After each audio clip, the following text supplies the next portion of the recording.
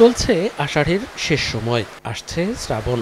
এই সময়টা ঝাঁকে ঝাঁকে রূপালী ইলিশ ধরা পড়ত জেলেদের জালে। কিন্তু এই ভরা মৌসুমেও ঝালকাঠির সুগন্ধা ও বিষখালী নদীতে ইলিশের দেখা নেই। সকাল সন্ধ্যা নদীতে জাল ফেলেও মিলছে না মাছ। এনজিওর ঋণ ও মহাজনদের কাছ থেকে দাদন নিয়ে জাল ও নৌকা মেরামত করেছিলেন জেলেরা। তারা এখন আরও ঋণগ্রস্ত হয়ে পড়েছেন।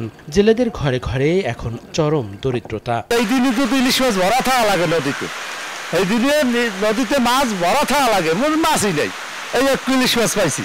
10,000 টাকা ঋণ নিয়ে তারপর আমার সংসার চালাইতেছে।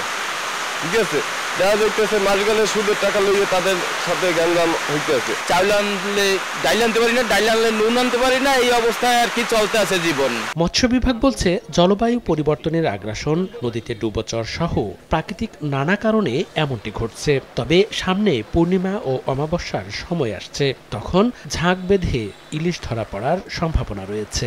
ইলিশ ধরা পড়ার একটা সময় আছে, আপনার হলো অমাবস্যা পূর্ণিমার সাথে রিলেটেড।